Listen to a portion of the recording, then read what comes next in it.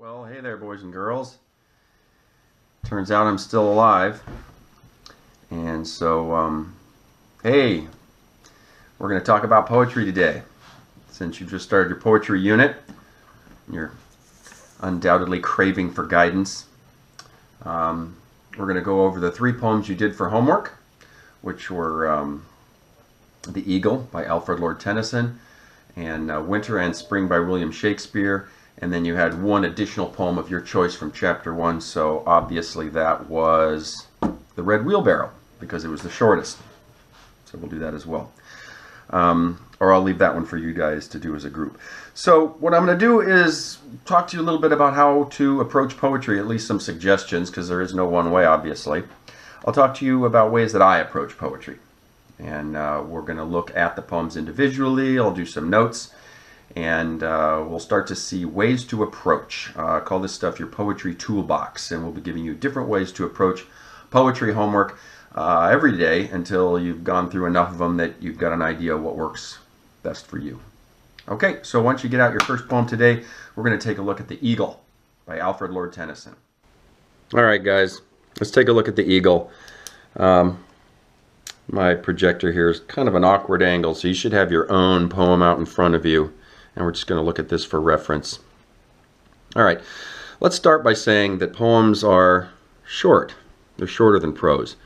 And what that means is that every word has potential significance. In fact, a good poet will have lots of words, or rather lots of meanings for each word that he or she uses in a poem. So we're going to be looking not only at each word as if it were very important on a literal level, but we're also going to look at all the connotative meanings of all those different words and start developing a potential secondary meaning to the poem. So I guess what I'm trying to say here is if every word's important, don't overlook the title. The title itself is going to be significant as well. In this case, we have the eagle. I already wrote down eagles. Some associations I have here are majesty. They're majestic animals. They're free. They're strong. They, they represent power. I believe they're also a Christian symbol of resurrection. These are things to jot down and see if they help you when you get to the end of your poem. Let's take a look at the poem then. I'm going to read it first. He clasps the crag with crooked hands, close to the sun in lonely lands. Ringed with the azure world he stands. The wrinkled sea beneath him crawls. He watches from his mountain walls, and like a thunderbolt he falls. It's a nice little poem, a short poem. So what do we see right off the bat? Well, reading it, the things that I see right off the bat are these hard C sounds, as in he clasps the crag with crooked hands. That's odd. That's a break.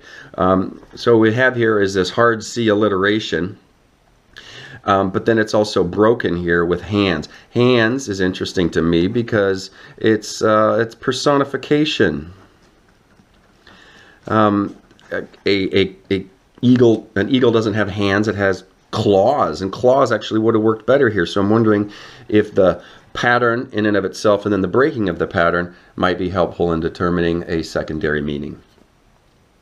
We also note that this is a he, so we have a masculine eagle, powerful, majestic, free, strong, masculine eagle. Let's see, what else can we see? Close to the sun in lonely land, so he's lonely. Perhaps this has to do with power and the isolation of power. Ringed with the azure world he stands, and this can be the sky. And it can also be the ocean. He stands, of course, is a powerful statement, as opposed to, I don't know, sitting, sleeping, cowering. Ringed, connotations here, could also be a crown. I'll write down crown here, and then that kind of goes along with this concept of majesty. Next stanza, the wrinkled sea beneath him crawls, beneath his subordination, which is, again, reinforcing the eagle's majesty. It crawls. He stands and it crawls. So a major force of nature, the sea itself, is crawling beneath him as if subservient. He watches from his mountain walls. I guess they're his. And like a thunderbolt, he falls. Now, like a thunderbolt is a simile. And I think this part is really kind of crucial to whatever our interpretation is going to be. For a couple of reasons. First of all, what he's describing here sounds nothing like a fall. Fall is an odd word. So I'm wondering, is this a fall from grace? As in some sort of error? He is theoretically at the top of this majestic peak overlooking his domain, and then he suddenly swoops down. First thing that comes to mind in my, thought process here is he's hunting. Perhaps, some sort of prey. And so, I mean, is this a commentary on this fall from grace? Is, death is a necessary adjunct to survival in the wild? Now the strong must fall to exist. Just a thought. The thunderbolt here is also a reference to our Greek pantheon, Zeus, who wielded the thunderbolt. And you don't fall like a thunderbolt. You plummet. You hurtle, perhaps. Falling is just an odd word choice to me. So let's take a look at it then with all these notes on here. First, on a literal level, we've got two stanzas. We have a rhyme scheme: lands, hands, stands, crawls, walls, falls. They're all monosyllabic. Those are called masculine rhymes, one syllable each. It's an AAA, BBB rhyme scheme. Very simple. One thing precedes the next. Structurally, there are two stanzas. The first, we are looking at him. And the second one is more, I guess, from his perspective. He sees the sea beneath him.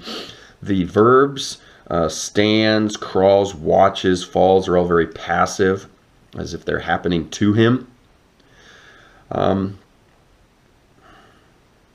Yeah, I'm not sure where to go here without giving an answer, because there are obviously numerous answers. But some of the things that I might pursue if I were to create a theme and had to write about it would be, from my notes, maybe the isolation that's inherent in power.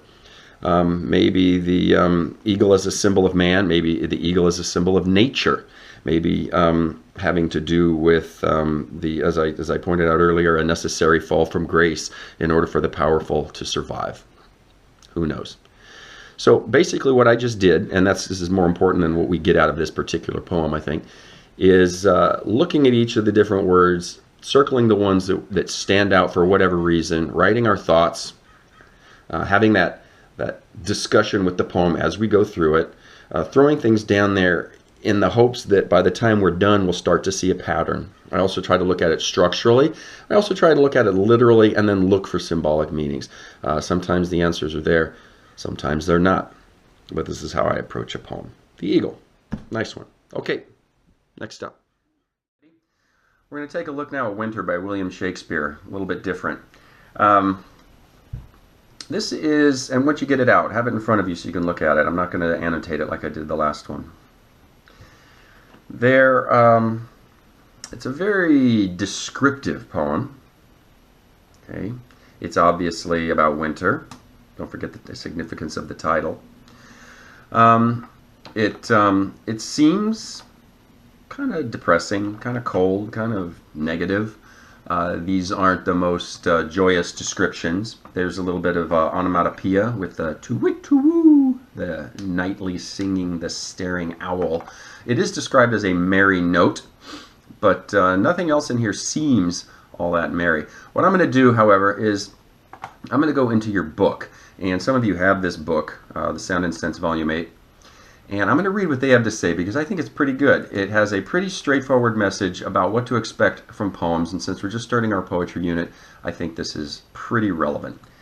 It says, in this poem, Shakespeare communicates the quality of winter life around a 16th century English country house. But he does not do so by telling us flatly that winter in such surroundings is cold and in many respects unpleasant, though with some pleasant features too. The adjectives cold, unpleasant, and pleasant are not even used in the poem. Instead, He provides a series of concrete, homely details that suggest these qualities and enable us, imaginatively, to experience this winter life ourselves. The shepherd blows on his fingernails to warm his hands. The milk freezes in the pail between the cowshed and the kitchen. The cook is slovenly and unclean, greasy, either from spattering cooking fat or from her own sweat as she leans over the hot fire. The roads are muddy. The folk listening to the parson have colds. The birds, quote, sit brooding in the snow. And the servant girl's nose is raw from cold. But pleasant things are in prospect. Tom is bringing in logs for the fire. The hot cider or ale is ready for drinking, and the soup or stew will soon be ready. In contrast to all these familiar details of country life is the mournful and eerie note of the owl. All right. Now this is where they start commentary, and it's kind of funny actually. So this one says, obviously, the poem contains no moral. All right. So no large, necessarily overarching universal theme for this poem. And that's okay. It's a poem. It doesn't have to. We look for it, but that doesn't mean it's always going to be there. If we limit ourselves to looking in poetry, it continues, for some lesson, message, or noble truth about life, we are bound to be disappointed. This limited approach sees poetry as a kind of sugar-coated pill, a wholesome truth or lesson made palatable by being put into pretty words.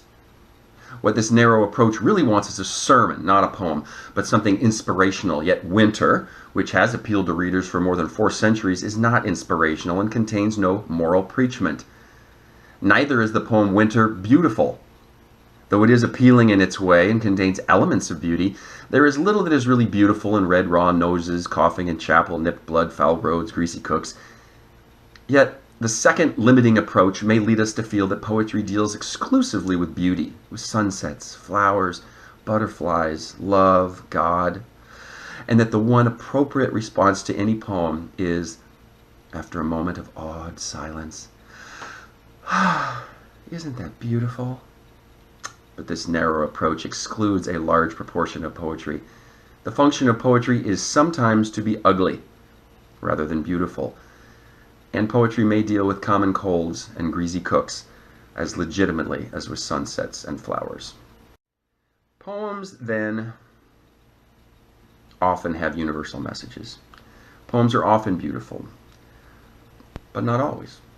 Sometimes it's just a snapshot of country life in the cold, in the winter, in the 1600s, and its function is merely to transport us there for a few moments, make us feel it, experience it.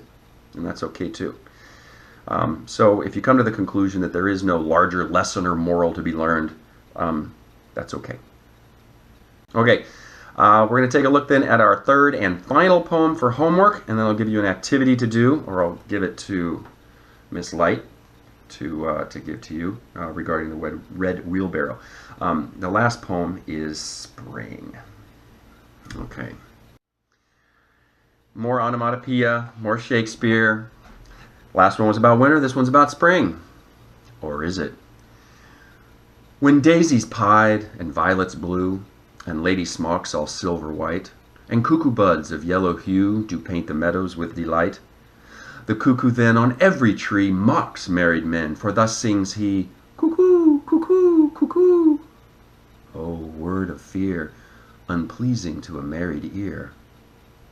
When shepherds pipe on oaten straws, and merry larks are ploughmen's clocks, when turtles tread and rooks in daws, and maidens bleach their summer smocks, the cuckoo then on every tree mocks married men, for thus sings he, cuckoo, cuckoo, cuckoo. Oh, word of fear, unpleasing to a married ear. Okay. So on a literal level, what's taking place here? How many of you, I don't know, raise your hands. You in the back. All right, this isn't going to work. I think most of you, when you read this, you're going to feel like, okay, it's about spring. I see a lot of references to flowers and birds. We have this repeated cuckoo sound. It's all pretty straightforward spring, but then there's that weird repeated phrase, and repetition is pretty important in poetry because, as I pointed out before, with such an economy of words, if a poet takes the time to actually repeat a word, it's a pretty clear signal that that's important. And he says, word of fear unpleasing to a married ear. So let's look a little closer at some of the words that are being used in here. First of all, he does list a lot of flowers: daisies, violets, lady smocks, and then the cuckoo buds. And the cuckoo buds are a kind of flower, and that's the first time that word is used. And then a second time is on line 5 when it says, the cuckoo then on every tree mocks married men. Now the cuckoo is, in addition to being a flower, it's also a bird. And it's a little brown Northern European bird. It's parasitic. And I think the key perhaps to understanding this poem is it lays its eggs in other birds' nests for them to raise for him, which is kind of nasty. And then finally we have the phrase cuckoo, cuckoo, and it's considered according to the poem, as a word of fear unpleasing to a married ear. And this third reference, cuckoo buds, flowers, cuckoo birds, parasitic bird, and then the phrase cuckoo unpleasing to a married ear brings to mind the phrase or the word cuckold. And cuckold is what you might call a man whose wife is cheating on him. And now suddenly we have all these terms kind of coming together to create what for many of us would be an unexpected potential meaning for this poem. Instead of just the beauty of spring, William Shakespeare is playing with us and showing us how spring is a terrifying time for married men, because now that their wives are free to leave the home and take off all those layers of clothes, that suddenly all these people, these shepherds piping on oaten straws, and the plowmen are, well, checking out their wives in ways that they find threatening. And I think it's funny because, William Shakespeare does have a sense of humor, and I think he buries this kind of unusual sexual innuendo into this poem that otherwise should just be about the blooming of flowers and the coming of spring. Yay! Okay, and I'll probably tell you in person too, but since we're talking about it now, and you're probably thinking I'm a little weird for having brought this up, almost all the poems you're going to read are going to be about sex or death. There you go. Just kind of a fact. Some of them are about sex and death. Some of them are about sexy death. And a few of them aren't about either one. So, okay. Well, I hope you enjoyed our little special time together. I've missed each and every one of you. Not you, but everyone else. And I hope to see you back here soon. I'm planning on coming back next week, Monday, and I'll see you on Tuesday. So until then, do your homework.